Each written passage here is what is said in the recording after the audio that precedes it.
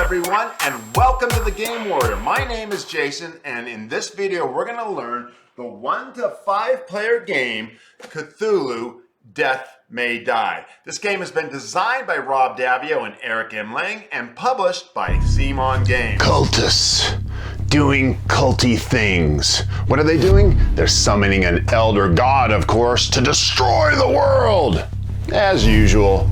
But this time, we've got a plan. What's our plan? We are going to make that elder god mortal.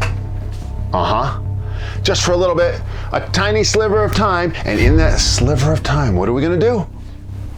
We're gonna kill it. So, join me at the table as we learn the 1 to 5 player game, Cthulhu Death May Definitely Die. All right, I hope you enjoyed that homage to our friend up in Canada, Mr. Rodney Smith, who is the leading pioneer of how to play videos. He has probably got more people into the hobby of gaming with his easy to understand videos than anybody else I know. When I get a new game, the first thing I look to see is if Rodney from Watch It Played has done a video. So that was my little homage to him. Okay, so the first thing we're gonna do in my version of how to play or how to teach this game, Cthulhu Death May Die, is to invite you into my house. So you're gonna come and we're gonna play a game together, and I'm gonna teach you just as if you were sitting at my table. So that's how I'm gonna do this. Now, the first thing we do though is get your game, if you have it, and open it up, and we're all gonna look at the components just briefly so we all kind of know what we're talking about. The first component you're gonna need is right here. It's the rule book. Now this is one of the best rule books you'll ever see. It answers every single question I've ever had. I've never looked online. I've never asked another person. All questions I've ever had are in the rule book. One of the first things you're gonna punch out are your tiles. So there are a ton of tiles, and this is how they lay out the dungeons or the rooms that you're going to explore. So that's what these are. They're very easy to read because they each have a little thing on them. Right here you can see it, that says 9A. It's very unobtrusive, and on the other side it's gonna be 9B. And they'll give you very clear instructions on how to set up the module. So punch those out, and you'll be using them in every single game. Next, you'll have these little boxes. Your main set will come with 6 of them. They are the episodes. This is the story you're going to go through. There's 1 through 6. Eldritch Idols, Season 1, Episode 4 is an example. Each one has some material. We'll look at that a little bit later, what it is, but just understand that each game you play, you'll need one of these 6. Okay, here's some other stuff you're going to need. Here are your dice. You get 3 black and 5 green. You'll use them in every single game. Over here are your wound markers. Here is your tracker for where the elder god is. I'll show you how that works. These 3 are important. Every single story will have these 3 gates on it. And these are the color bases that you can put under your characters. There's 2 tunnels. There's a starting position for the players. These are tunnels, these are stairs. And if we come over here a little, these are the markers that you'll use in your character sheet. Every character takes a color, matches it with the base. That's how that works. These are your fire markers, and these are upgrade tokens. Every once in a while, you'll get some upgrade along the way. So this guy will get brawling. This is arcane mastery, stealth, marksman, toughness, and swiftness. And we'll explain all of what those mean in a little bit. This tray has the 10 investigators that come with the main game. Now we also know that there's a new game coming and it'll have more investigators, and plus the second season, which you can also get online, has more investigators in it. So these are your characters that you're going to play, and each one has unique characteristics. We'll go over that in a little bit. Okay, each game will come with a set of monsters that will be used in the game. So this monster here, let's see, is the Chthonian. This monster here is the Shoggoth. You're going to have 2 Bayakti with the big wings. You're going to have 2 fire vampires up here, and you're going to have 2 hunting horrors. And each of these scenarios that I showed you earlier, the boxes, will tell you which monsters to use. But that's not the only monsters you're going to use. You're also going to meet cultists, which are in red, appropriately painted, and ghouls. So sometimes a scenario will use the ghouls, sometimes it'll use the cultists. To be honest, I've seen the cultists used far more often than any other base enemy. All right, now let's take a look inside Blasphemous Alchemy, Season 1, Episode 1. So this is your story that you're going to go through. This is the first one. You don't necessarily have to play them in order. There is no campaign. There's no connecting tissue to any of these stories, but I did play them in order just for what it's worth. So each box comes with its own set of material. There will always be Discover cards, and you can see these right here. And what Discover cards are they're kind of like treasure that you're going to find.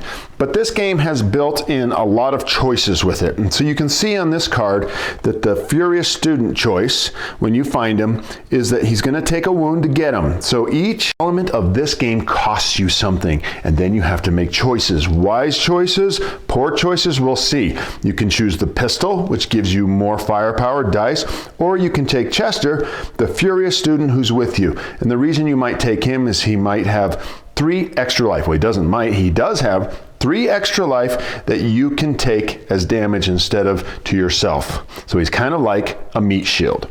So there's always discovery cards which are unique to the story. There's often some tokens that have to do with the story, and they're all listed in the back. There's always this is what we call a episode card. So it gives you the story and how the rules work in the episode, and then it gives you the map. If you remember, I showed you those tiles earlier. This is how you know what the map looks like. And it lays everything out, and you'll always build off of that. Each episode also has its own unique set of monsters. In this case, we've got fire vampires, and Byakhtes. One more piece of information that this set has is 8 mythos cards. Okay, these are like your event cards at the end of each turn where bad stuff happens. You'll pull one randomly and bad stuff happens every single time. You'll grow to hate these. Now, the way the game works is that you will always take a scenario and match it with a monster. The base game comes with 2 monsters, Cthulhu and Hastur. I really shouldn't call them monsters, let's call them Elder Ones. Each Elder One is a total unique configuration of challenges. And so we're going to look at the Cthulhu one, and that's the one we're going to play in our example. So each one comes with the main Elder One, which you can see I've painted here, and this one has a minion. It's called a Star Spawn. He's a pain in the butt. It also comes often with some tokens, and in this case, these Riley tokens. It then comes with some additional monsters. In this case, here's some cultists, and there's the Star Spawn's statistics, and you'll see that later on. Then it comes with 4 stages. It always comes with 4 stages because each Elder One takes 4 stages to defeat. The first stage is he isn't even alive yet. So you don't have to worry about him. He hasn't come onto the board. The second stage, he's on the board and he has a series of powers and events. It's like his AI, what he does, and he has 12 hit points you can see. Once you kill him, boom, he comes back, usually in a different location, very hard to find. He's got more power and some more abilities. Boom, kill him, and you have to kill him a 3rd time. So to kill Cthulhu, you have to deal 36 damage. It often looks impossible, but I am here to tell you, it's not. You can do it. So what's the final thing we have over here? Is we have mythos cards. Now wait a minute, you're saying, Jason, didn't we have mythos cards over here in the scenario? Yes, you did. So these are mythos cards, the bad things that happen to you at the end of each turn, but that's okay because these mix with these, and that forms the unique series of bad stuff that's going to happen to you. All right, so those are the components. We're all on the same page. So what I'm going to do next is we're going to set up Episode 1, Season 1, Blasphemous Alchemy, and I'm going to sit with you and we're going to play through it, and I'm going to teach you how to play Cthulhu Death May Die. Okay, everyone, the first thing I want you to do is to grab your Blasphemous Alchemy Season 1, Episode 1 box, open it up, and lay the contents out. You will have 8 Mythos cards, 15 Discovery cards, 13 Fire, 1 Monster card that includes the Fire Vampire and the Byakhtes, 5 Lab cards, and your Episode card, which has the instructions on one side and layout on the other. Now the thing I want you to do is to zone in on this card right here. This is your map. So right there, it will tell you with numbers on each corner how to lay out the map with your tiles. It will also tell you where to put fire markers, where to put monsters, and the whole thing. So right now, I want you to take your turn at it and set up. And when we come back, I'll have mine set up and we'll both start the game. All right, so this is the setup. Now, when you do this, it might take a little effort and it's okay. You just gotta make sure everything matches with the map. The map has a really good mini picture on it.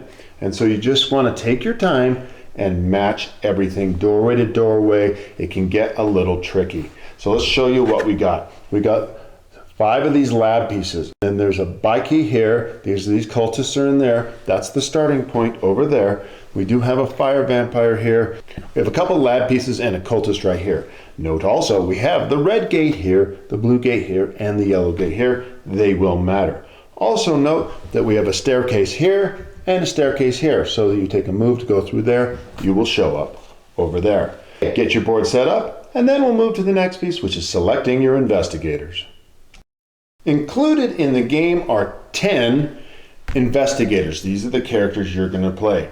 We've selected the Kid and Rasputin. They're from the base game, so if you want to play along with me, take these 2 characters so we'll all be on the same page. Now, one thing I didn't mention to you before are these cards. They are insanity cards. Every character has a little insanity as they play the game. So what you want to do is shuffle these cards up and then draw one randomly for each character. Okay, join me at the table here with your character Rasputin. The first thing you're going to do is paint him. You don't have to, but it's so much funner when you paint him. And then you're going to choose a color. You might as well choose the same color I did, which is orange for Rasputin, and the Kid will have blue. So put that on there, and then the first thing you're going to do, let's lift this up, is move that over to the starting position. We did the same thing for the Kid in blue, and that's where the game will start. Now let's get to know our character, okay? The top of the track is a very important piece. It's called your sanity track, and you're going to take one of your tentacles and you're going to start on the left. Throughout the game, you're going to have opportunities, or they might not be opportunities, they might be bad things, to lose sanity. And so in this game, that's actually kind of a good thing. Every time you have to lose sanity, just lose 1 sanity, lose 1 sanity, lose 1 sanity. Now, sharp-eyed people will notice what are these red circles here. What they are level gains. So the more sanity you lose, the more power you gain. So whenever you lose sanity, you count it up. Say you lose 3 sanity, 1, 2, 3, there, you would lose it. However, every time you get to a red spot, you stop. So if you were to lose 3 sanity here, you just go 1. Now, every time you hit the red spot, you gain a level. And I'm going to show you how that works right now. Every single character has 3 skills, 3 special skills. And how you mark them is, again, with these tentacles. 1, 2, 3. And each character has a unique skill. Up here, this is the unique skill. The other 2 skills come from a pool of skills that everybody can share. So you'll see other people with Arcane Mastery and you'll see other people with Brawling. So let me summarize these skills for you a little bit so you get an idea of what they can do and what kind of character you have with Rasputin. So his unkillable skill says 1 free death. If you would die from wounds, instead return to life with full health. I can't tell you how many times Rasputin has saved me in a game because of that ability. I just love that I have been able to come back to life. Now, if you remember up here, I noticed that when you lose sanity, you came to a red spot. And that says gain a level. It's what I call gain a level. And what that means is you may choose to gain 1 level. You can move your little orange tentacle up 1 level on 1 of your skills. So let's look at the rest of unkillable skills and how they gain in power when you lose sanity. The second one says what? 1 additional free death. So you get 2 deaths total. So I almost always upgrade that because at some point in time, dying is very, very possible in this game and you will want to be able to come back to life. The next one is when you return to life, also heal all your stress. We'll explain about stress later, but obviously it's a little self-explanatory that it's a good thing. Third is 1 additional free death. So sometimes I've used all three, I've died 3 times, I've come back, and it's been the thing that saved me. So Rasputin is a very, very powerful character, and I highly recommend you take him. The next thing is Arcane Mastery. Okay, again, you will start with 0. And this says, when making any roll, you may count the little stars as a success. So let me show you that. Every time you make a skill check, you're going to roll these 3 dice. And actually, can you see that right there? Already you can see I've got 2 of those star things. And 1 is an exclamation mark. Every exclamation mark is a success. So let's just do a sample roll so you can see what this might look like. I make an action and I roll 3 black dice. I didn't even roll them where you could see them. Not very good of me. Okay, the blank is a miss. The tentacle, what do you think that is? Can you guess? Can you see these tentacle symbols up here? Yep, you guessed it. I just lost 1 sanity. And Arcane Mastery symbol, right? So normal characters who don't have the Arcane Mastery skill, that would be just a miss and a lose some sanity. But because we have that Arcane Mastery skill, we actually do have 1 success. So that's how every action is going to go. You're going to roll 3 black dice and you're going to count your successes. Now you'll notice something else, and I might as well tell you about it right now. As you lose sanity, one thing you're going to gain is what? You're going to gain abilities, right? You're going to gain mastery in your abilities. But something else is going to happen here. Notice what happens on the second green upgrade. What's that little green thing right there? That, my friends, is a green dice. So you get to add a green dice to your roll. So say you're at that level. Now you would roll it like this. Let's see if I can do it where you can see it. I did it. Now what does that tell us? 1 success. Look at this weird dice. This tells us we have a success and a sanity loss, and this one just says sanity loss. Okay? So, isn't that pretty interesting? And then the more you lose, you're going to gain another level there, you gain another dice there, and at the very end, this is what really makes the system cool. You gain another dice and you gain another dice. So at that point in time, you would make a success roll like this with 3 black and 4 green. Isn't that amazing? I mean, that is powerful. But here's the problem. The more sanity you lose, the more powerful you get. It's a basic system. But if you lose too much, boom, you're dead. You're dead. They're all dead, Dave. They're all dead. So you've got to be careful. So a lot of this game is managing the positive loss of sanity to gain powers, to upgrades, to gain more dice for combat and skill checks, and at the same time not killing yourself. That's one of the fundamentally fun parts of this game that you're going to have to manage as you play. Okay? So let's look at the other ability that he has, which is a really good one. I'll tell you that right now. It's called Brawling. So let's zoom in on Brawling for you. Okay. When attacking a target in your space, the main, again, you're going to start at 0 here. Everyone's going to start at 1. You get a green dice. Right there. How about that? So that means when you attack someone in your target space, you're going to attack with 3 black, and already you get a bonus green. So if you'll remember, up here, right here on those 2, when you get really, really insane, you're going to get all 4 of these dice, right? If you were brawling, you'd get 4 dice and a green, so you'd do 5. So you can see where you can get a lot of successes at the end. Let's take a look at that. What would that be? Oh my gosh. 1 success, 2 successes, 3 successes, 4 successes, 5 successes, 6 successes. See how powerful that is? Now, you also, if you had Arcane Mastery, would have 6, 7 successes. You would also lose 2 insanity. And if you were up here on the chart and you were at the end of the game, that would mean, boom, you're dead. Boom, you're dead. You're dead, Dave. Now, let me show you a little bit more of these skills just for fun, because this explains so much of the game as I do it. And you can already see, I think, if you paying attention here, how this game is going to go. You're going to want to gain some insanity. You're going to want to gain extra dice, and you want to make powerful choices of how and which skills to upgrade. It's not how, it's which skills to upgrade. So on Killbot, I told you about that. So on Arcane Mastery, on the 2nd level, instead you may count any number of stars as successes. So in this case, we had 2 over here, remember? So if you had that upgraded, both of those count. I I kind of highly recommend that one as well. The third ability, or second ability, actually the third ability, but the second upgrade is heal 1 stress for each star you count as a success. So that's a really nice one as well. And then on the third level, you may count any number of stars as 2 successes each. Wow, like if you did that there, if that was there, this would be 1, 2, 3, 4 successes, 5, 6, 7, 8, 9. Remember, that's a lot. That's a lot. And so you can see how it builds up. Of course, you're also, at the end, you're running against time there and running against sanity, and you may very well die. So you got to be super careful. Now, let's look at the final brawling skills for you.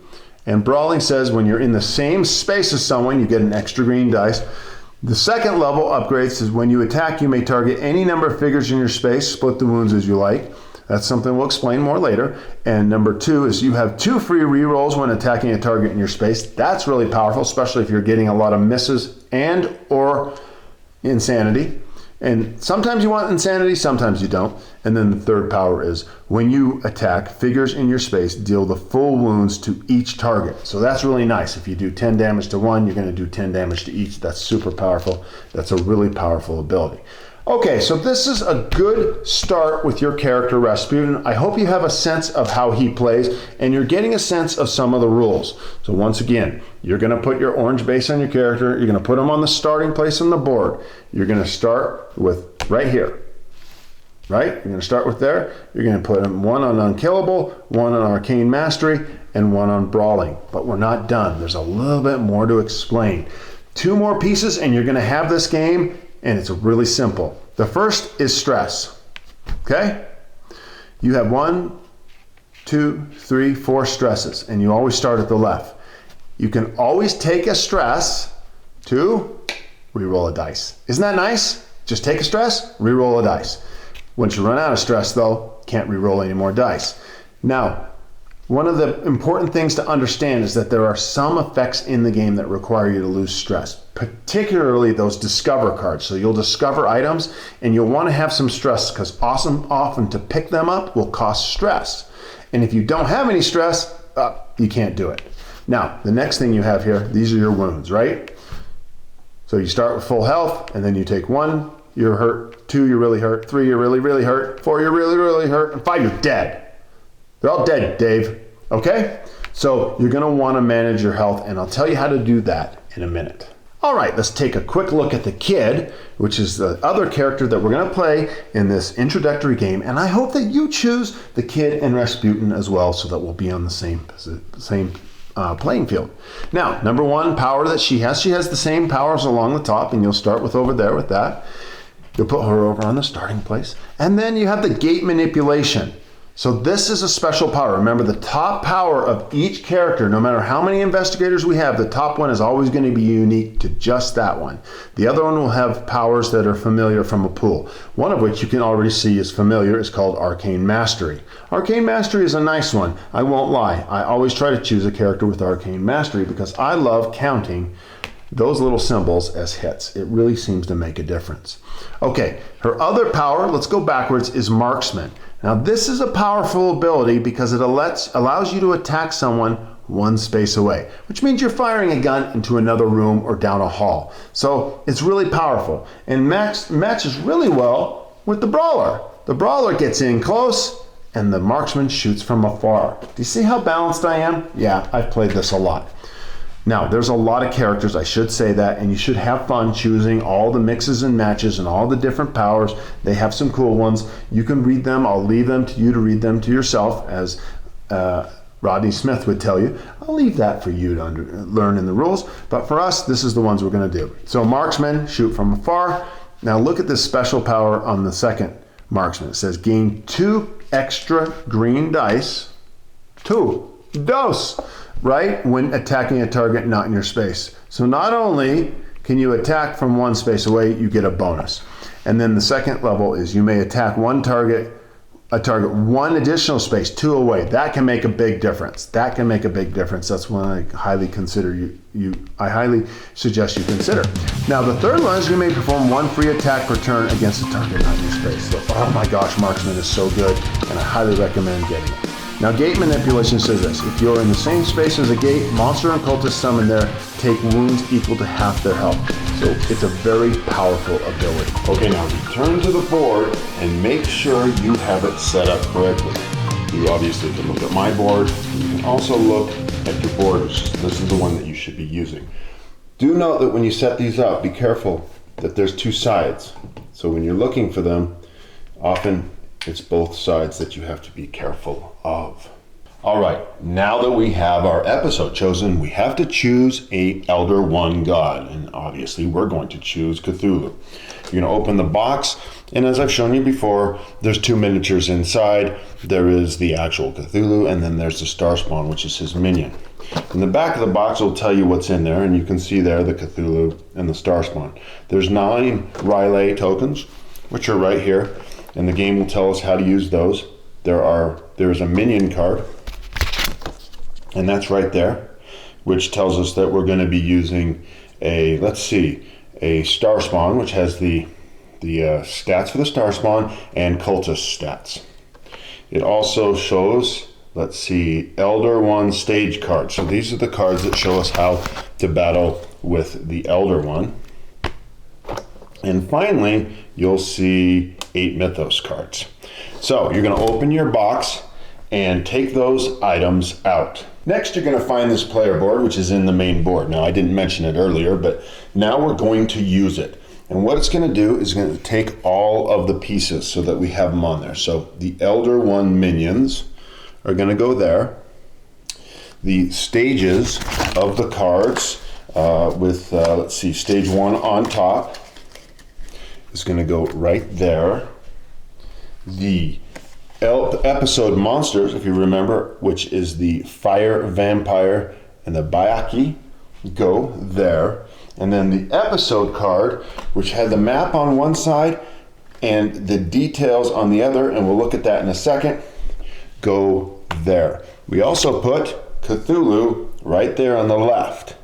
And this board will govern how we do things through the game, and we'll start to show you how that works as the game progresses. The last thing we're going to do for setup is take the 8 Mythos cards from the episode 1 and the 8 Mythos cards from Cthulhu, and we're going to put them together. We're going to shuffle them together just like this, really quick, and then we're going to place those right there. We're also going to take the 15 Discovery cards for episode 1, and we're going to put those right there.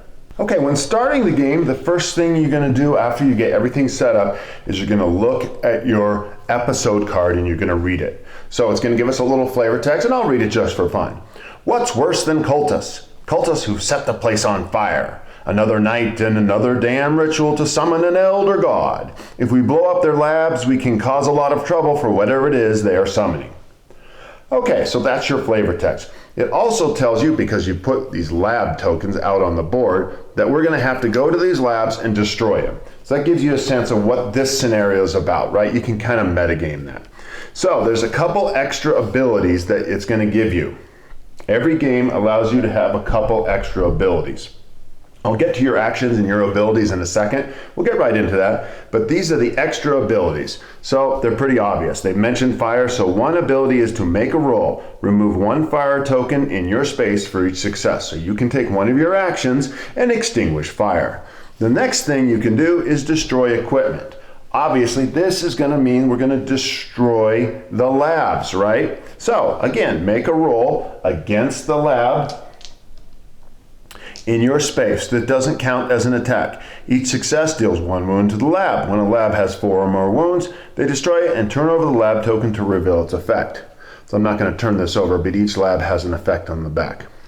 So we're going to go around dealing with fire, right? We're going to go around finding these lab pieces, which we see on the board, and destroying them. We also have to deal with the monsters, and we're also going to have to deal with that Mythos deck, which has a whole bunch of bad stuff happening to us. Now, as this is going on, what are the cultists doing? Obviously, they're trying to summon Cthulhu. So what we're going to do is disrupt that ritual. And so each scenario will tell us how we disrupt that ritual, and it tells us right here. How do we do it? Destroy 4 of the 5 labs by dealing 4 more total wounds to them, with the destroy equipment action. That's what we just read. When the Elder God 1 advances, place 1 fire token in each space that has any cultists and no fire. So that's a pretty interesting little power, and we're going to have to remember that. That's one we'll like to forget, but in this game, we're going to remember it. Okay, everybody, so now we have our story, and we're going to go to the board, and we're going to start taking actions.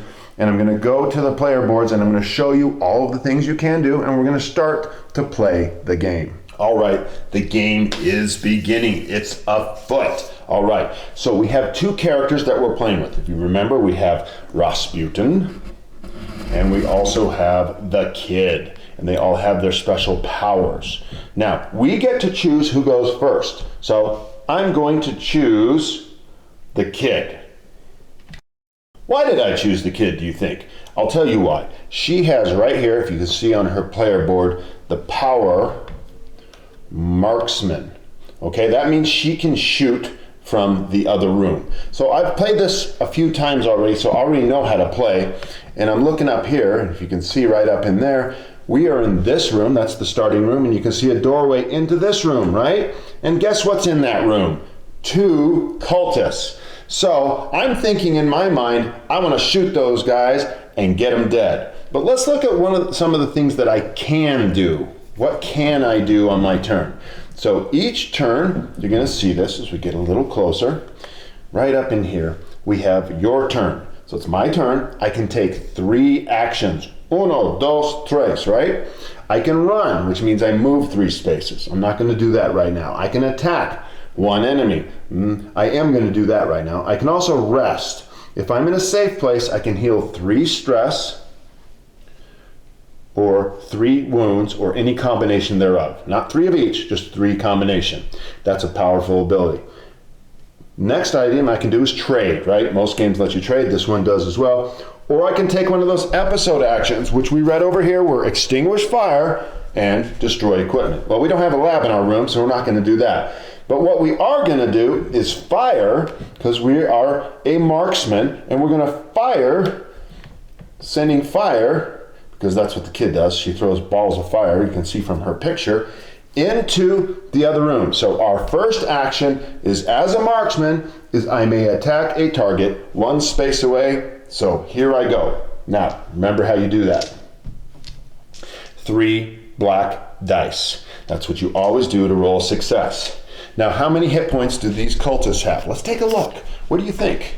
They have 2 each. So we have to hit them twice. Now we're going to target 1 on our first attack. We'll move ours down so that you have a place to see the dice. And here we go. You're starting the game. Play along with me. Bring your board up and let's do it. You're going to learn right now. This is how you do it. Now look at that. That's an interesting roll. I love that roll for a variety of reasons. 1 is I did 2 damage. That's all I needed to do. I actually did 3, if you see that, which is great. Doesn't carry over though. So, goodbye. Goodbye, cultists. The Kid throws a fireball on you and you are dead. But look what else I got right there. I got some insanity, which in the early part of the game, I'm telling you, is a good thing. So, watch this. I move that marker over 1. That's it. That is my first attack. Now, hey, I get 3 actions. I did 1 attack. It worked so well, let's do it again. Here comes the second fireball. Let's get rid of this guy. Let's see if we can just wipe him out. And guess what I did? 2 beautiful rolls here. I had some really good success on this, right? I have another exclamation mark and an exclamation mark and some insanity. So at the early parts of the game, I really do want to start to lose my sanity because I'm going to gate power when I do it. So I move that 1 more and 2 more damage and boom, this guy is gone. Oh yes, oh yes. Okay, so now what do you think we should do? What do you think we should do? Now we're having fun learning the game, but remember what our overall goal is, right? We've got to find the various places on the board. Zoom in on them. We've got to get this, and this lab token. Those 3 of them. There's also stairs here that will take us over to the upstairs room or downstairs, depends on whatever way you want to think about it. Kind of looks like it's downstairs to me. And there are 2 more labs down there. So, considering where we are, you got to make a decision. Now, obviously, you're not right here with me, but pretend you are, and if you play, come along with me, and what are we gonna do? Let's see. All right, I still have one more action to take with the kid. Now, I would love to see if I could get in there, right? And shoot in there, but that would be my move, and so I wouldn't really be in position. But I might as well do something as opposed to nothing. I don't want to go in there because if I go in there, I'm going to get hit. If I come around here, I'm going to get fire. I'd love to get to that gate so I can use my gate manipulation power, but here we go. There's not really much I can do. I've done pretty good already taking those 2 people out, so I'm going to go here and I'm going to call it the end of my turn. So then what happens? Okay, here we go. You get to draw a Mythos card. So here we go, right? Get ready. I'm just shuffling this one more time, don't need to. But here we go. Let's flip it over. Whoa, Fire Vampire. Okay, so let's read it. First of all, note that it has this symbol here. That symbol is important because it is that symbol, when you get 3 of them in a row, 3, that ends up moving the Elder One along the path, which triggers one of his abilities, which usually is bad news for you. So, not all cards have that symbol. So, it's always an interesting game waiting for those symbols to come up, and it's actually really stressful in a good way. But it tells us something. Each Fire Vampire moves 1 space towards you. So, moving back, if you want to look at our bigger board, oops, let's get over here and show that scene. See, we have 1 Fire Vampire on the board. So he's down in the basement and he moves 1 space towards us. So he's in this room. Where's the closest stairs? That's over there. So what he's gonna do is follow this path. There's a door right there. You gotta make sure you see arrows on both sides. It can be a little tricky. And some people have asked that these boards be bigger in the next Kickstarter, which I just backed today. And I'm not sure they are bigger, because it does get really crowded in there, and I could see liking a bigger one. So it moves 1 and it sets fire, places 1 fire token in their spaces. So there was a fire. I'm not sure if you're supposed to put a fire token. Okay, let's read this again. Read it with me, see if I'm right. Each Fire Vampire moves 1 space towards you, then place 1 fire token in their spaces. Oh, in their spaces, as if there's more than 1. Okay, so it's already got fire, so there it is. That is done. Now wait, it's not quite done. It summons, see at the bottom, a Fire Vampire at the yellow gate. So the yellow gate is way over here on the other side of the house, and you guessed it, here comes a Fire Vampire, which appears out of that gate.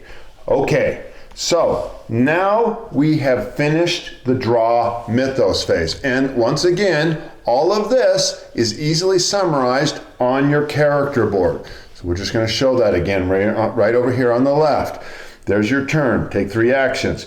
Then you draw the Mythos card, which we did. And then you investigate or fight. So listen to this. This is how this works. I'm going to explain this. It's pretty simple.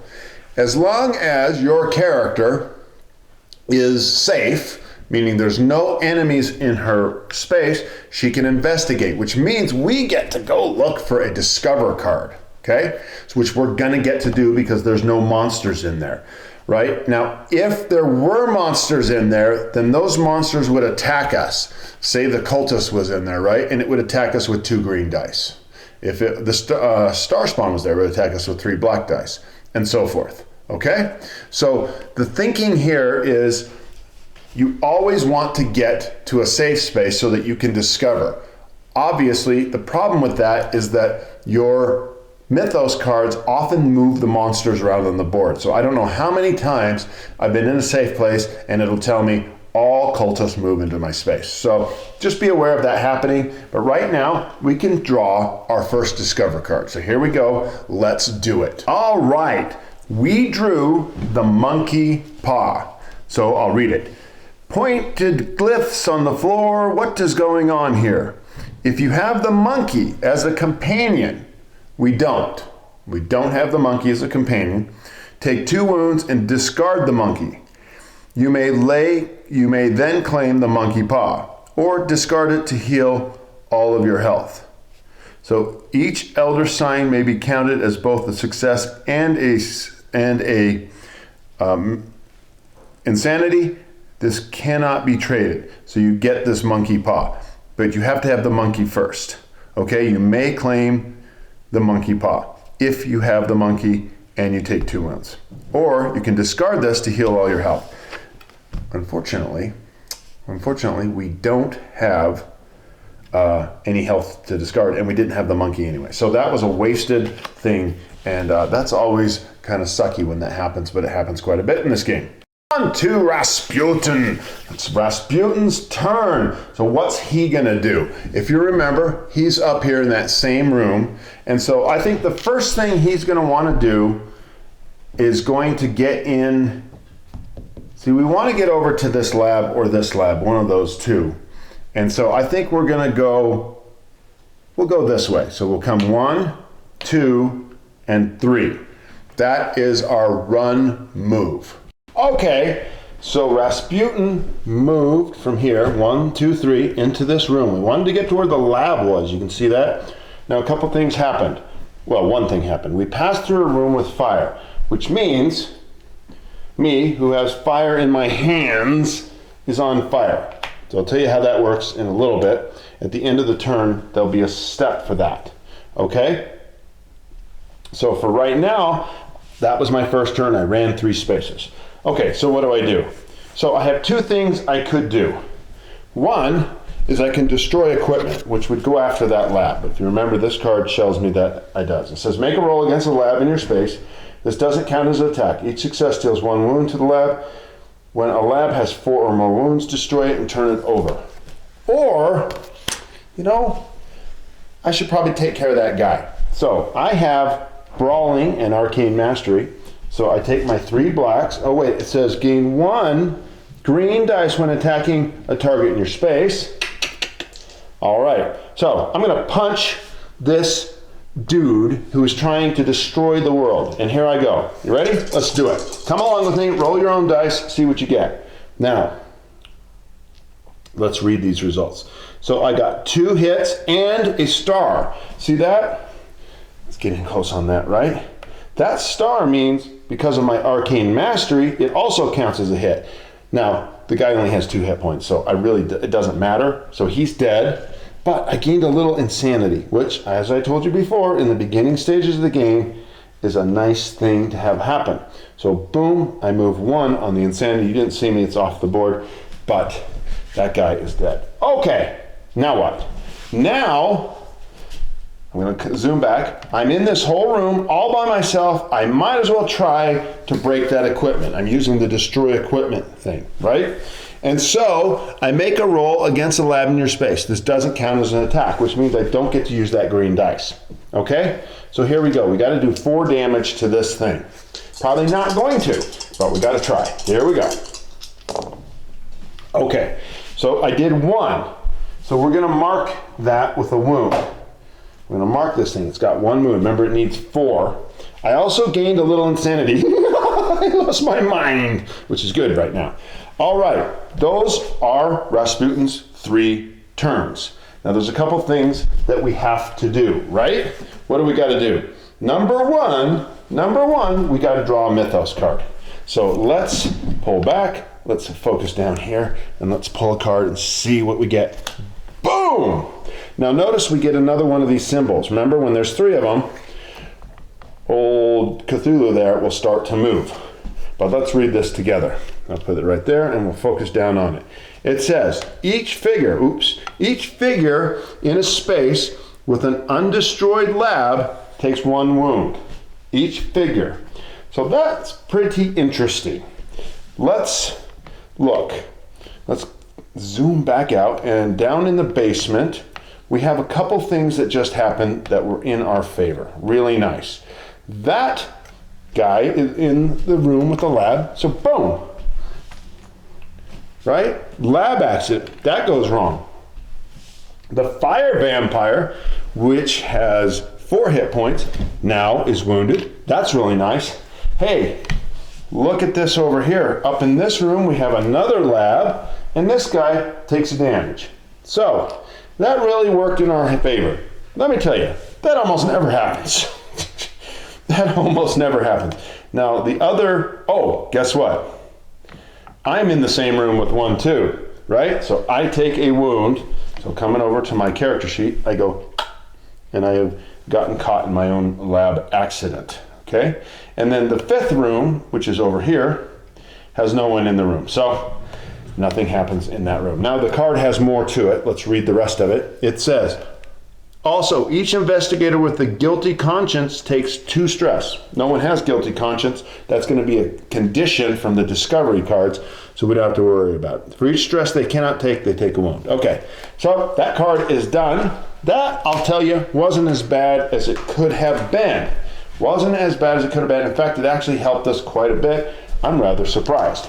Now, what do we do next? Next is we investigate or fight. We're going to investigate, which means I'm flipping the thing over here, and we're going to go look into the discovery cards. And here we go. We're going to flip it over, and uh-oh, this looks good. I think we might have something good. It says fire equipment. This should come in handy. You may claim the fire extinguisher or claim the fire axe. So let's take a look. Let's take a look. Fire extinguisher. Gain 2 green dice to extinguish a fire, which, guess what? We're on fire. Right? Because we passed through that room. So, to extinguish a fire, either in a room or on us, okay? And the other one says it's a fire axe. When attacking, gain 1 if you have the brawling skill. Well, I do have the brawling skill. So do I want to put the fire out, or do I want the brawling thing? Guess what? I'm going to take the fire axe. Why? Because it's all about beating the hell out of these bad guys. So this is where this works. See how this has 2 sides? What you do is you slide it under this side like that. And that's how you have picked up an item. And now Rasputin has a fire axe. All right? Okay. All right. Okay, now, the next thing is resolve, end of turn effects. I am on fire. So I roll 1 black dice. This is in the instructions on the rule summary. It tells you how to do this. Fire, right there. Roll 1 black dice for each fire on you, then discard them. For each success, you put it out. For each not success, you take damage. So let's do it. You ready? Come on. Let's get serious. We're kind of serious time. Here we go. There's a success, and we also lose a little insanity. So we put the fire out. So I don't have that on me anymore, and I don't take any damage. Okay, guess what? I just checked the rules, and it's a little abnormal. It's a little different than what you would expect, right? And so you actually take 1 wound for each success. You know, that's the first time I've ever thought that these rules weren't too good. Here I am, I'm teaching you how to play, and I'm like, I actually don't like that rule, because a success should always be a good thing. So I don't like that. But you do this, you take a wound. You do that, you take a insanity, and you get rid of the fire token no matter what. So the fire token's gone, and I actually took a damage. Okay, so that's how that worked. Now, my turn is over, and it goes back to the kid. All right, what are we gonna do? Notice where she's standing. She's standing outside this room. And I'm thinking, because we have our marksman ability, let's just throw some fire in there and kill that. Kill that guy. You agree? We're on the same page? Okay, get your 3 black dice, remember? And here we go. Boom. All right. Now, it looks like it's a miss because there's only 1 hit, but guess what? We have Arcane Mastery, which is why I always take this, and that gives me 2 hits, and boom, this guy is dead. They're all dead, Dave. Okay, I have 2 more actions, and this is what I'm gonna do. Now you should look over your things and start thinking to yourself as you play this, like, what would I do? But I think you're getting a sense of the game. There's a few rules that haven't come up yet. We'll have to talk about stress, and we'll also talk about that when you go into a room with a monster and you leave, they always follow you. Those are a few little rules. You'll see them eventually come up. But as we're playing here, you've got the meat of this game. You're in the game. Now I get a move. I know I get another action. I've done 1, which was fire. And so I'm going to I'm going to try to take out this thing up here. So I'm going to use a move action. And I'm going to go 1, 2. Now I'm not going to go in there this time because I just have this marksman ability, and that's the better way to do it, so I'm going to fire in there. I should get it, because remember, this guy had a lab accident, if you remember. So he's already got one wound. So what are the chances I blow this? I might blow it. I actually kind of hope I do, so I can show you how stress works. Okay, I did not blow it. I did not. I got 2 hits. That's enough. This guy already has 1 wound, and boom, right there. He's out of there. He is out of there. Now remember, I went through this room, so that means I caught on fire. So you got to put a token on there, right? And then I also, if you see this dice, gained a little insanity. I'm getting close to that first level up. Can you see that? Oh, and then I'm going to upgrade one of these things. It's going to be nice. It's going to be sweet. All right. This is fun. I'm just starting to like this game. Just having so much fun. When I mean by I'm starting to like this game, I'm starting to like this scenario again. Okay, so what do we do after the third thing we do after we've taken our 3rd actions? You remember? Yeah, you do. We take a Mythos card. Now, something to consider. We've already got 2 of these things here, right? So when we get that 3rd one, he's going to move and some things are going to happen. So right now, let's just pull it. Let's pull it. Oh my gosh, are you nervous? You should be nervous. You're playing this game. Boom! There's a 3rd. So it's gonna react. All right. So let's read it. It says Bayaki. Bayaku, Bayaki. Where's that coming from? Remember that? There's a song. Anyways, it's got the symbol, so it's going to trigger that. But this is what it says. I think you can read that. It says, each Bayaki moves directly into your space. So what that means is I'm not going to be able to investigate it, right? Because there is a Bayaki on the board. He's over there. Whew. A little bit of quick move there. Did you see that? That Bayaki somehow comes flying all the way through here and into my space. So that means I'm going to have to fight him instead, or he's just going to fight me. And instead of me getting an item, which sucks. We got to go look at our Bayaki, right? Here he is. And we're going to look at him a little closer here. And let's see. He has 2 green dice and a black dice. So he attacks us. He also says when it attacks, each star also counts as a success. So he's got arcane mastery. Not good. Not good. My little girl is in trouble. My little kid. Here she goes. Okay. So that roll, you missed one of it, is 3 hits. 1, 2, 3. See that? 2 successes and the star thing. Okay, so let's go over and look at my character. She's not dead because she's got 5 hit points. So 1, 2, 3. Now there is something I can do. At any time, we can use stress. Now this is a fun power and you better learn to use it wisely, I'm telling you. And what it is you can take a stress to re-roll something. So because that dice there, and even theirs, you can re-roll their dice, not just yours. That dice was worth 2, I'm gonna re-roll it. So I use a stress, and that paid off, right? It reduced it by 1. So I'm gonna leave it that way. Back we go, and only take 2 damage. But I've used one of my stresses. So probably a pretty smart thing to do. I feel good about it. But now let's find out what happens because we have 3 symbols. 1, 2, 3. So what does that mean? You remember? It means that the elder one moves 1 space along the track. So how we do that is we do this. We just move him. Now he moves. Now this card will tell us what happens. There's almost always something that happens. When Cthulhu advances, put a Riley token. Remember those Riley tokens, these green ones? Those little Riley tokens on your space. Now when it says your space, it's the person who triggered it. So not only do we have a Bayaki over with us now, right? We now have a Riley token. And you can see how small these rooms are.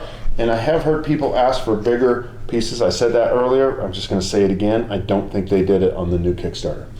Put a Riley token on your space. If there's already a token there, put it in the nearest space that doesn't have one. Summon a cultist on each relay space. So, boom. A cultist comes back, and our little kid is a little bit of trouble. A little bit of trouble. She's in trouble. And it says move the star spawn one space towards you. If it's not on the board, summon it at the blue gate. So what happens is you take this back right on top. Oops, sorry. Right on top there, and then we go get that star spawn creature, and we come and put them on the blue gate, which is right there. You can see things are going badly, right? And that is the nature of this game. Now, we're not done, though. You thought we were done, didn't you? You thought we were done. One thing I forgot was this card wasn't actually done. Take a look at it. Buy a key. Okay, it's the third red symbol. Each buy a key moves into your space. It did. And summon another one at the red gate. So there's always two of each monster here. And we are going to bring another buy a key. Hope I'm pronouncing that right, into the red gate. And the red gate, just so you know, you probably know looking at your game, is down in the basement. Are you getting a sense of how this game plays? It's pretty cool, isn't it? Don't forget that you can use stress to re-roll dice. That's a big one. That is a big one. Okay, now it goes over to Rasputin's turn. All right, Rasputin, what are you gonna do? What are you gonna do? Now remember, Rasputin can die and come back. So I wish he was the one who was up here having the same trouble as the kid, right? But he's not, he's down here. Now what do we need to do? What's our mission? We gotta disrupt the ritual, which means we have to kill 4 of these things. 4. And we've done 1 wound to this. We also have a star spawn just sitting outside the door with us, and it's too bad because we're brawlers, so we'd have to move in, which uses one, I'm telling you, one of our 3 abilities. So I just don't like that. But I think I'm gonna make the choice. You might be screaming. You might be screaming at me saying, Jason, don't do it. I'm gonna spend an attack to break that damn equipment. Okay, and that's 3 black dice. Let's see what we get. Let's see what we get. Here's our roll space. Oh, let's get into it. Come on, come on, come on. Oh, look at that. So something wonderful just happened. 3. Boom. Boom. Boom. 3 successes. Now, the first thing we're going to do is take that off, and then we broke this equipment, and we get to read the other side of it. Remember they told us about that? Let's see what it says. It says, oops, can you read that? See that it's having some problems. Let's Y back out, and then we'll pull it in. Here we go. Inferno. Well, I will just read it to you. How about that? Place a fire token in this space and each adjacent space. Okay, so 1 goes there, and 1 goes there. So that was bad. We blew up the lab, but it put it in an inferno. And because we are in that space, we have to put another fire token on us, right? And maybe if we'd have taken that fire extinguisher, we should have done something. We could put it out, but we didn't. We have the fire axe, which, let me see. That star spawn, let me go look at him. Let me go look at him.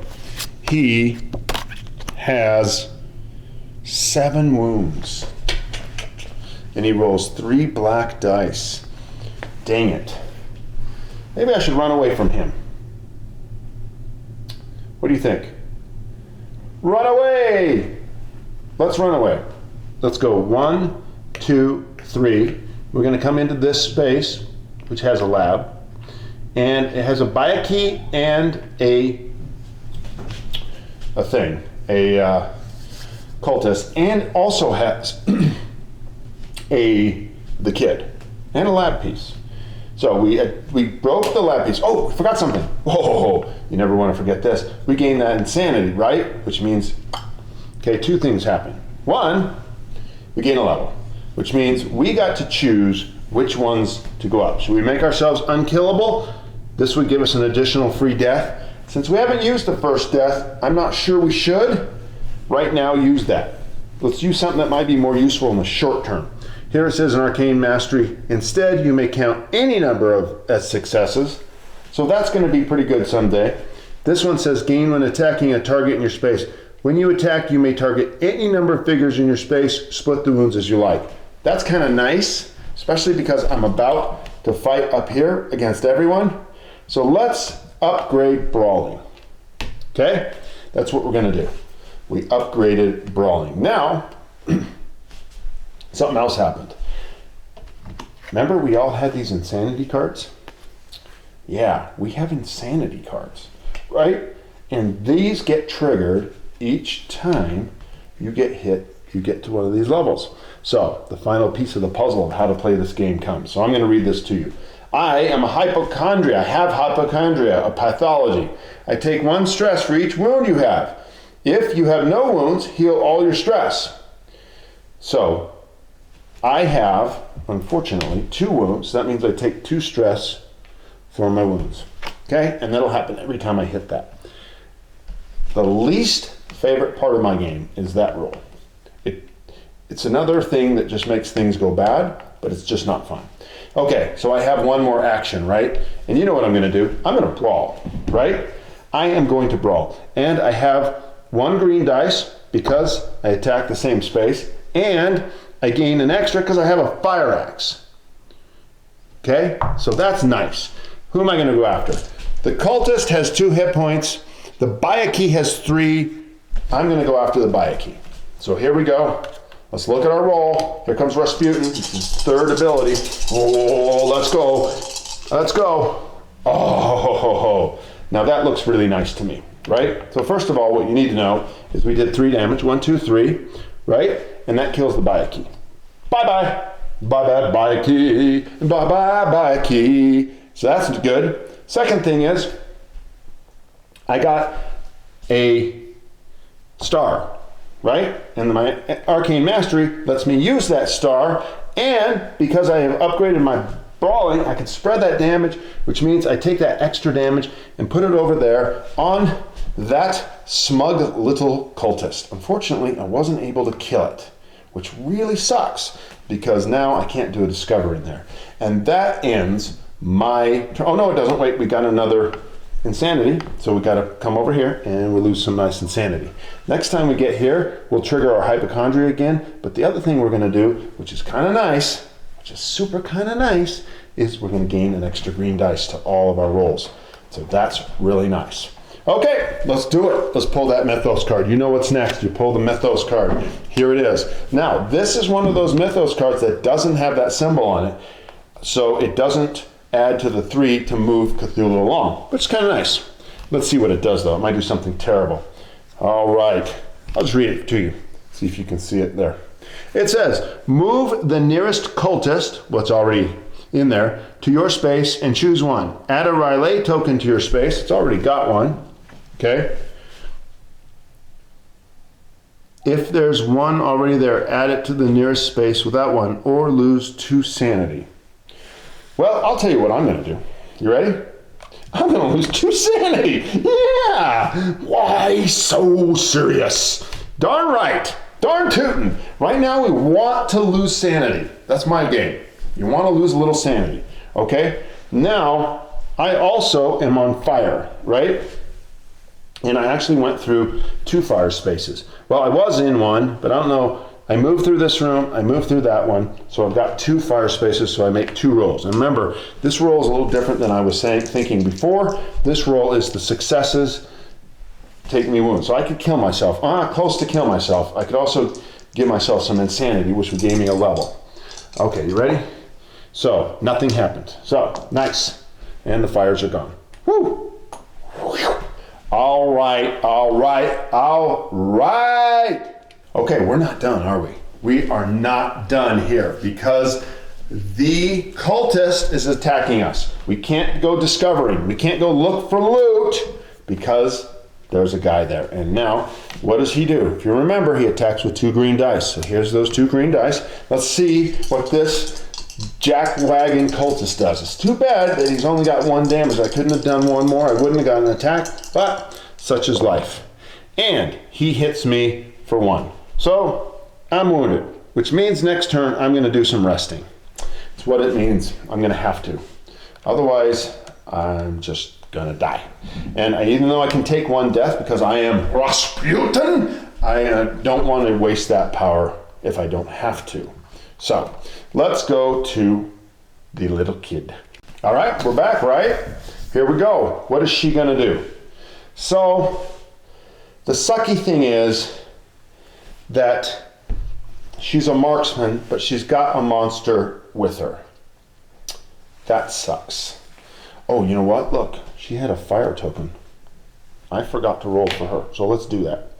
Oh, you're going to do this a lot. When you play the game, you're going to forget things all the time. It's just kind of the way the game goes. Don't worry about it. Lose some sanity, and you lose a life, but the fire is gone. She, too, is going to have to rest. So, we gain a level. Let's decide what we want to gain. We can gain gate manipulation. Since we're not near a gate, let's not do that right now. A marksman, you gain 2 green dice when attacking a target not in your space. That is a nice thing. Unfortunately, it's not really useful right now. And in Arcane Mastery, we should do that. So let's do this first. Let's go that way. So that means we get 2 green dice when we attack. Hopefully we can find a pistol or something, right? That would be nice. Now, unfortunately, we don't get that if we attack this guy, but I think we should attack him, okay? I think we should attack him. And here's why. Because we just need to get rid of him. So the first thing we do, our first is a skill attack against this guy. Let's see if we can't kill him. And look at that. Look at that. Get in close on that. Yeah. Film camera guy. Pay attention. So we kill him. So our first ability was to get rid of him. That wasn't too bad. Our second ability is going to be to rest. We're going to get 3 life back. 1, 2, 3. So we're back at full. Going to be back at full. And our third thing is, you know what we got to do? We got to go take care of that lab. But here's the problem. Here's the problem. We're going to be on fire if we do that. So I'm just going to stay here. Okay? Which means I'm going to rest again. Right? And the second rest will bring me at full stress. All right. That's it. So what happens? Your favorite time. It's Mythos time. It's Mythos time. Hey, has anyone ever sung to you while you learn to play a game? All right, here we go. So, let's see. We've got the Star Spawn card. Okay, it says move the Star Spawn 2 spaces towards you. Okay. Okay, okay, okay. Okay, Star Spawn, okay.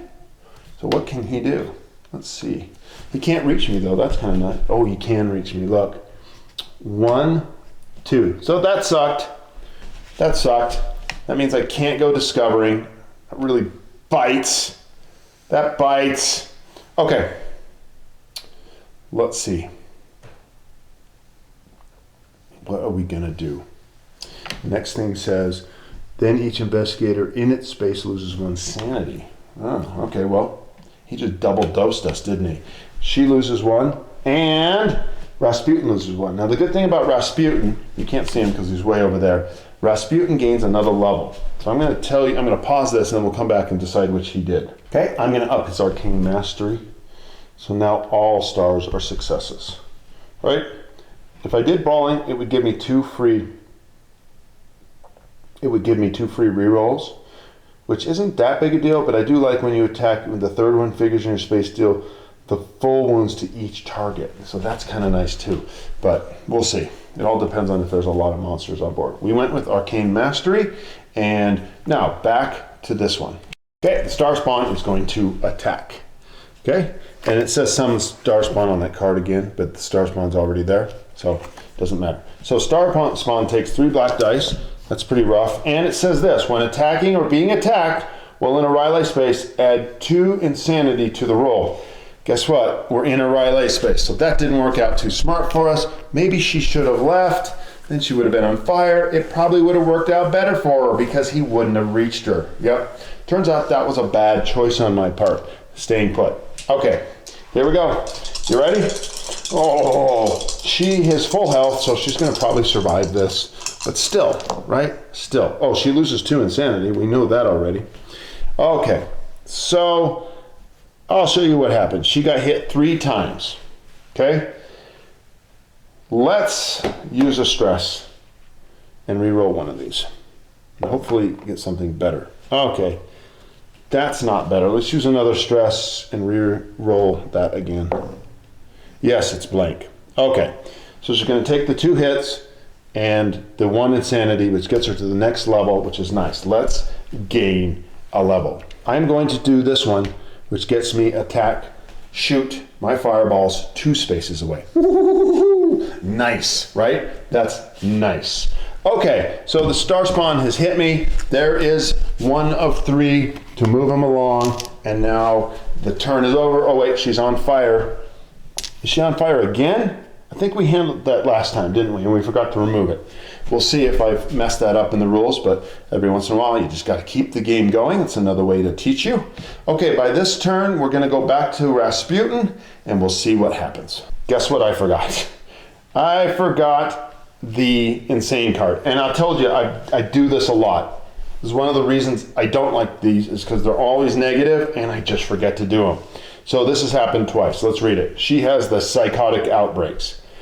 It's just almost like it's one too fiddly thing to remember, but it's the rules, so I'm teaching you the rules. Move to the nearest space with at least 1 figure. If your space has other figures, do not move. Then deal 2 wounds to all other figures in your space. Well, I kill Rasputin. That kills Rasputin. That's not good. But he comes back. Okay, he comes back. 1 free death. If you would die from wounds, instead return to life with full health. Boom. So we're going to have to use his next thing pretty soon. And then, but the good thing is we do 2 damage to the star spawn. He takes 5. So, you know, what are you going to do? Take 7, actually. Okay, so I should have done that another time too, but I didn't. We'll just skip that. Why? And guess what? Rasputin should have done his psychotic disorder a second time as well, because why? He has hypochondria, but he died anyway, so it wouldn't matter. So we're fine with that one. All right, you're sitting there saying to yourself, what kind of cheating's going on? Well, there's a lot to configure, and luckily I'm here, not luckily, it's the other way around. I'm doing this all with 1 person, so I don't have only me and the camera person, and hint, hint, I'm the camera person. Okay, so let's go to the next round with Rasputin. All right, so I think we got to take down this star spawn. I think we got to. And we've got brawling, which means we get 3 black, we get 1 extra, and we get another extra for our fire axe. Okay, so we get 5 dice. He's got 5 life left. And wait, I've got a 6 dice because I'm at that space. Isn't that nice? Isn't that sweet? Sweetness. Let's do it. Let's go to war here. Because if we don't, it's just gonna keep following us around and killing us. And look, we're getting enough dice that we're gonna start doing some damage. So let's see what we did. All right, so we did 4 damage and we took 1 insanity. Oh, you know what? I'm gonna re-roll one of these and hope to get another one so I can kill him and not have to waste another turn attacking him. There it is. Got it. Boom! Boom! You can't see me right now, but hands up in the air. High fives with the cameraman. High fives. Okay. Star spawn's dead. You don't get anything for that. You know, sometimes you might think, wow, I want something, but you don't. Okay, so the good thing is, remove all that. We did get our 1 insanity. We already told you that. Now we're gonna move. We're gonna move in here because we've got to get that right. And our second turn is to make an attack. Now remember, when making a roll against a lab in your space, this doesn't count as an attack, but you do get your bonus die here. So that's kind of nice, right? So if we can get 4, we can kill a second lab. Remember, we got to get 4 of these. All right, we did 3 damage to it. That's not too bad. That's not too bad at all. So first attack, what do we do? Remember that? We killed Mr. Starspawn Squiggly Face, right? Second thing, we moved. Third speed thing, we did some of this. Now, there's a special rule about the fire, and that is you only gain fire when you leave a space with a fire token. So going into it doesn't do anything. So he's fine, and his turn is over. So I'm feeling a little more positive here, aren't you? After that death. Let's see. Let's pull a Mythos card. Here we go. And what do we got? What do we got? We got another of those symbols, but he doesn't move yet. It's called a crawling chaos, right? Let's read this together. Let's see. It says, each cultist moves one space towards you. If you are in a relay space, lose one sanity. Not. Okay, each cultist moves one space towards me.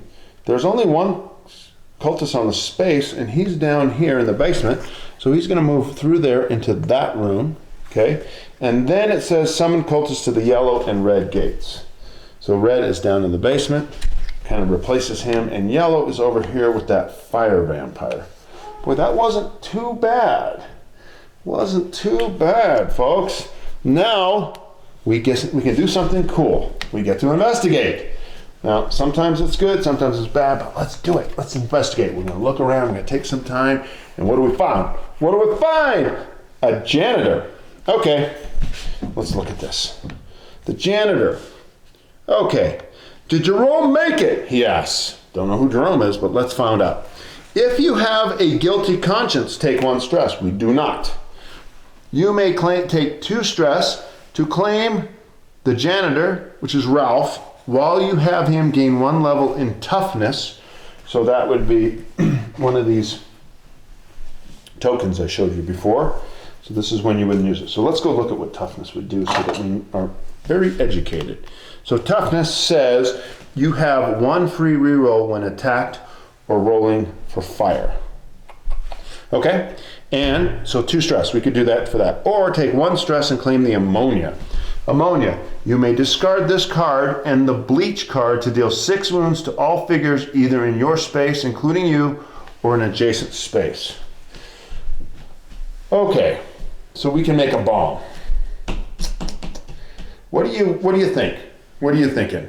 I think you're thinking the same thing I'm thinking, right? We're on the same page. I mean, there's no doubts, right? No doubts. We're going for the bomb. So we take 1 stress and we're going to go for a bomb. That means we have to get bleach later on, and we'll see if that even happens. But hey, come on. Come on! As Job would say, come on! I mean, there's just no, Okay, by this time, I would say you know this game, right? Do you know the game? Can you play it? Have you learned it? It's time to go. It's time to go. It's time for you to go the rest of the way by yourself. Now, here's the question. Should I play this out and film it and include it as a separate video? Are you entertained? Do you want to see the rest of the playthrough? The whole basic of this video is to do what? Teach you how to play. You've come to my house and I taught you how to play and we've had us a great time. You can see the fun of it. So I'm leaning, in my mind, towards filming the rest of it and putting it up as a separate playthrough. But it'll be up to you. It'll be up to you if I do that. Right now, I'm going to stop right here because I think you have enough. You're ready to go. You're ready to go. You're ready to do the rest of this on your own. You can handle it. I trust you. You know the game. You've had fun. You can see the possibilities. And it's time for you to do it. So, until next time, this has been Jason. Cthulhu Death May Die. I hope this helped you. I hope it entertained you. And I will see you later.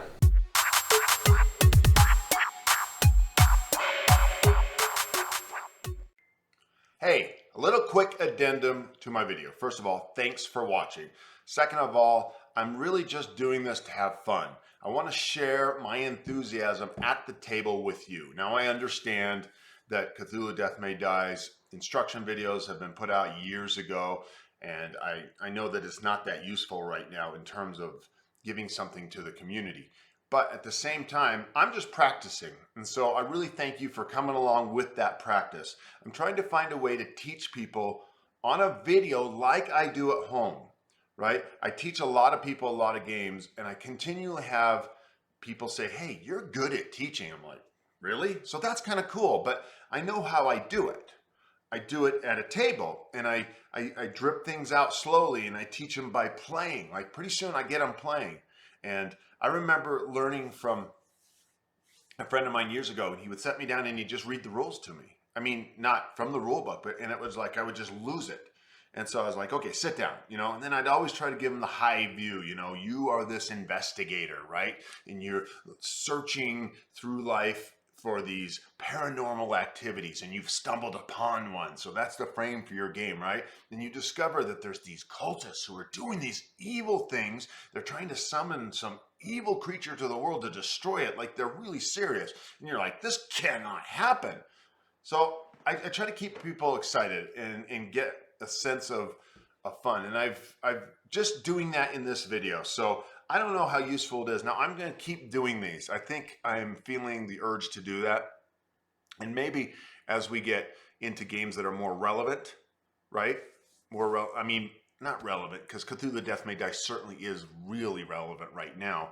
And one thing I do hope is that, you know, people can watch this and say, do I want to back it? Do I want to back the season 3, which is going on, or started yesterday? So that could be useful to you. You could say, see how this game really plays, right? And go, I'm getting it, and get the sense of the feel of it. That might make you and help you decide whether to back it. So there might be some useful to it besides me just trying to practice at this whole thing. And hey, tap it, tap it, tap it. If you've got any suggestions, I'd love to hear them. I understand certain things like cameras, camera angles, need to get better. I don't have a top-down thing. I don't have the little card, you know, where they put the card on it and it comes up on the screen. It's like a transparency thing. I don't have that technology yet, which is so means I have to move the camera around, sometimes pick up the thing, and I know sometimes it doesn't work very well that way. But I do like some of that because it's a little intimate. And I'll tell you where this came from. There was a video. So when I first tried to learn Nemesis years ago, it was a very difficult game for me to learn for some reason.